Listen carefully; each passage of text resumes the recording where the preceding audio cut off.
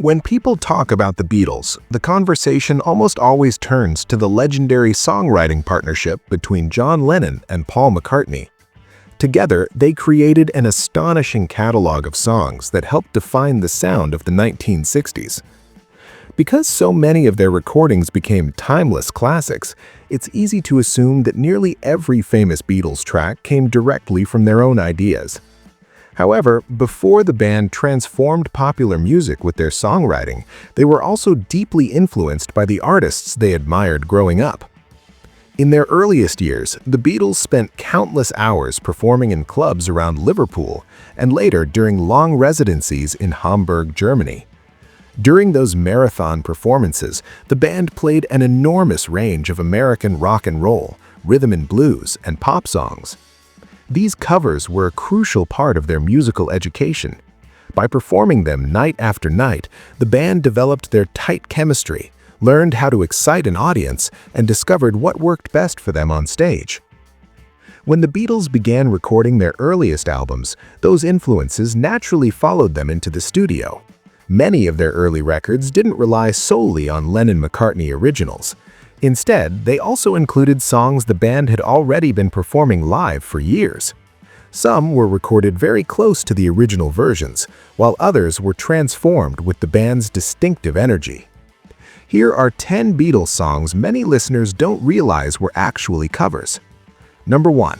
Roll Over Beethoven, 1963.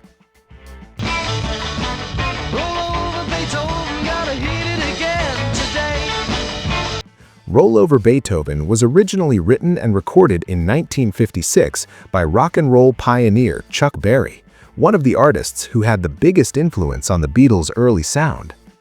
The band had been performing the song regularly during their club days long before they recorded it. Their version appeared with the Beatles in 1963, with George Harrison taking the lead vocal. The recording captured the raw excitement of their stage performances and showed how strongly American rock and roll shaped the band's early style. Number 2. Baby It's You, 1963. 'Cause baby, it's you. Baby, it's you. Baby It's You was written by the songwriting team of Burt Bacharach, Mac David, and Luther Dixon. The song had previously been a hit for the American girl group The Shirelles in 1961. The Beatles recorded their version for Please Please Me, with John Lennon delivering the lead vocal. His slightly rougher vocal style gave the track a different emotional feel compared to the smoother original recording. Number 3. Twist and Shout, 1963.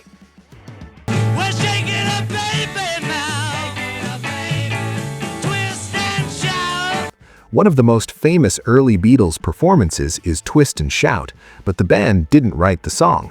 It was first recorded in 1961 by the Top Notes, before becoming far more successful when the Isley Brothers released their own version in 1962.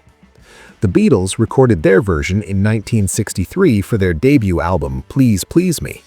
Lennon handled the lead vocal and delivered a performance that sounded incredibly raw and powerful. According to stories from the studio, he had already spent the entire day singing during the session, leaving his voice almost completely worn out. That strained vocal actually helped give the recording its explosive character. The song quickly became one of the highlights of their early concerts and remains one of the most electrifying recordings from the band's first album. Number 4. A Taste of Honey, 1963.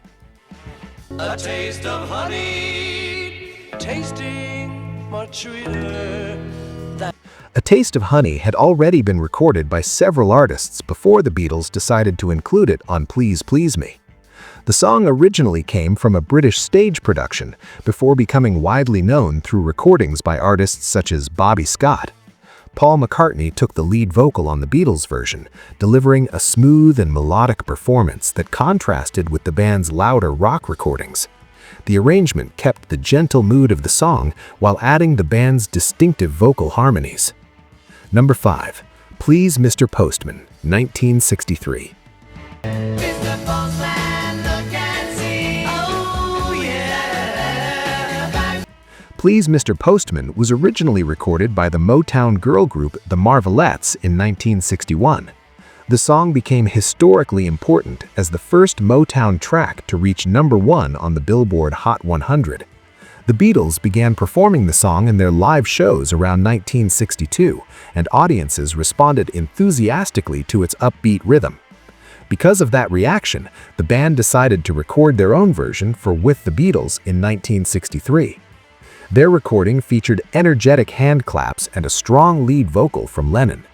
One interesting production detail is that Lennon recorded his vocal twice on separate tracks, creating a fuller sound that later became a common technique in Beatles recordings.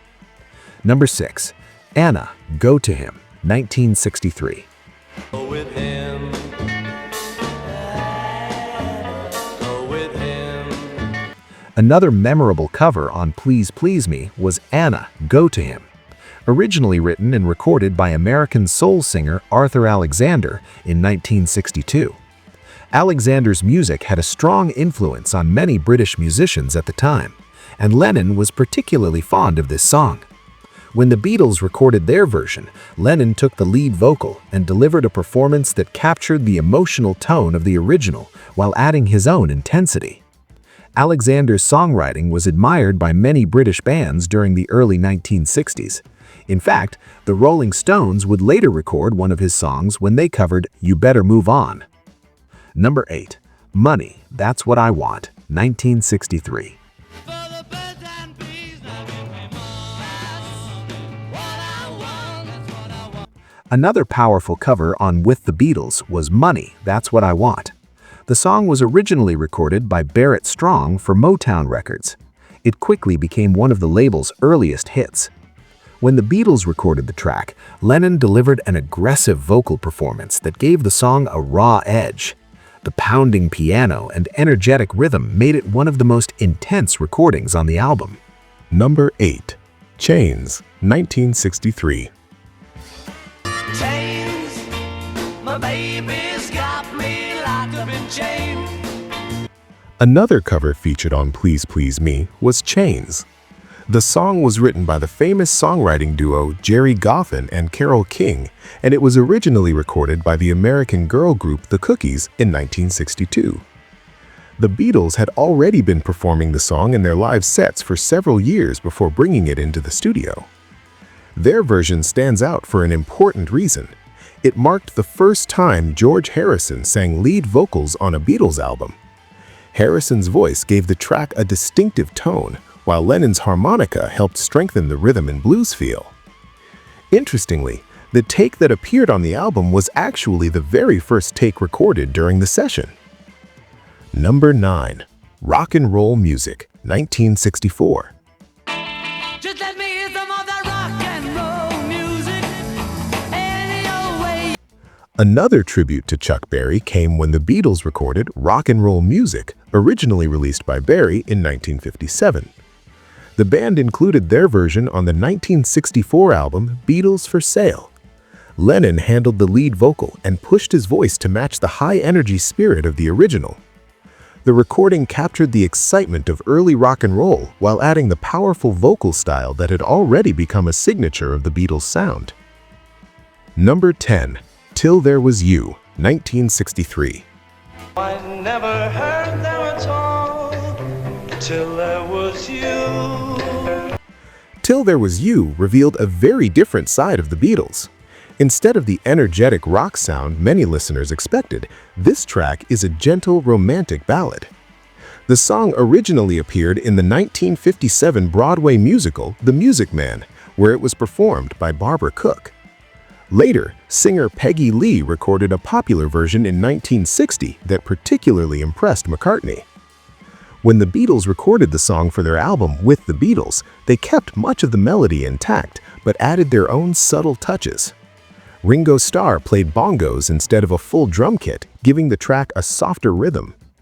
The band also performed the song during their historic appearance on The Ed Sullivan Show in 1964, where it helped introduce American audiences to a more melodic side of their sound.